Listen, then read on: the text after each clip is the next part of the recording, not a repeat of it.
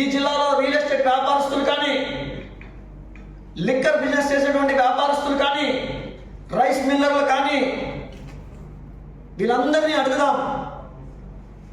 మీరు శాసనసభ్యుడిగా ఉన్న సందర్భంలో రూరల్ నియోజకవర్గంలో ఏ వ్యాపారం చేయాలన్న వ్యాపారులు భయభ్రాంతుల్లో బతికారు. ఈరోజు ప్రభాకర్ రెడ్డి గారు వచ్చిన తర్వాత స్వేచ్ఛగా, స్నేహభావంతో ప్రతి ఒక్కరూ కూడా ఆప్యాయంగా, ప్రశాంతంగా బతుకుతున్నారు. అటువంటి సందర్భంలో ఈ వైఎస్ఆర్ కాంగ్రెస్ పార్టీ అధికారంలోకి వస్తే వ్యాపారస్తులు బతుకుతారా అని మాట్లాడుతున్నారు మీరు.